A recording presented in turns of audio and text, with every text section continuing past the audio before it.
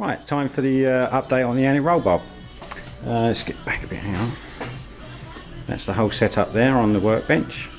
So first of all, it's obviously mirrored for both sides. This is the bracket that fits onto the car.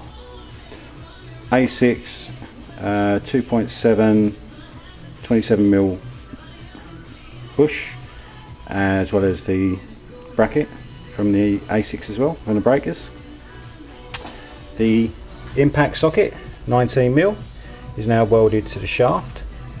This is to prevent the anti-roll bar moving side to side.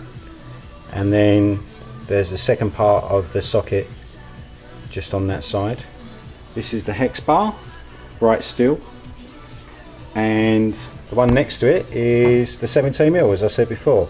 So it's 19mm here, which just fits into that socket. And then this is 17mm. I can make this any size I like. I just got to weld another edge or 19mm end. On the other side, just a bit of an example. So that's the bush, and that's to prevent it going side to side. Obviously it fits on there quite nicely, and that marries up to it, as I'll show you on the car.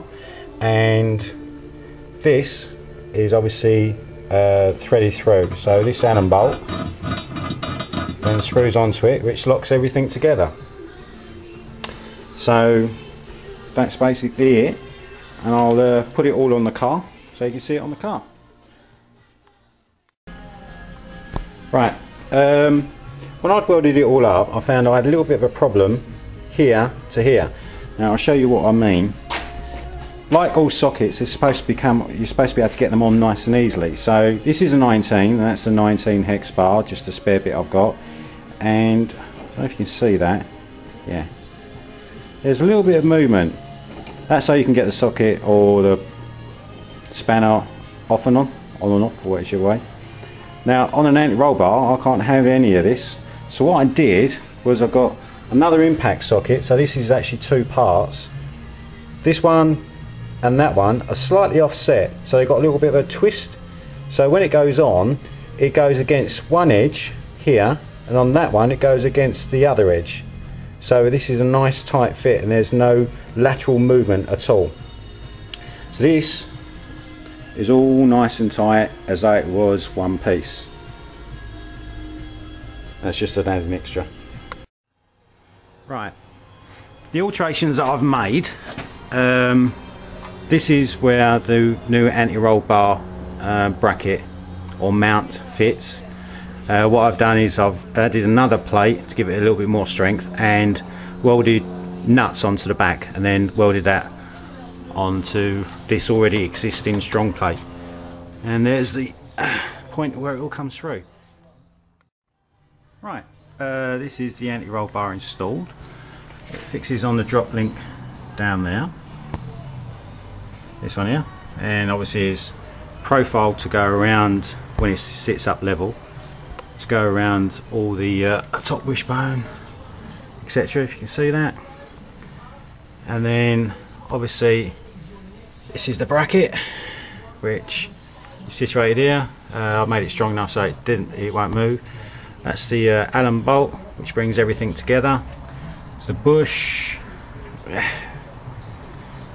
And then obviously the top bracket and the mount, which then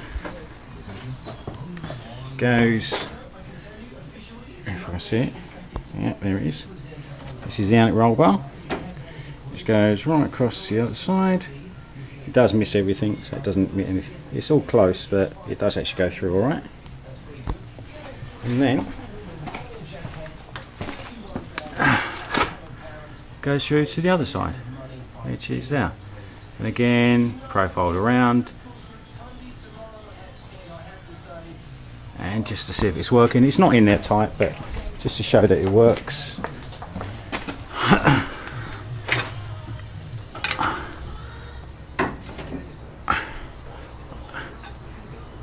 I'll jack up this side,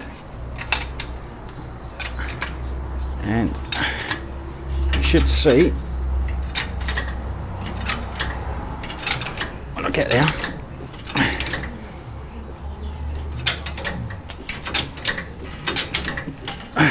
the other side go up, just to prove that that was on the jack on the other side.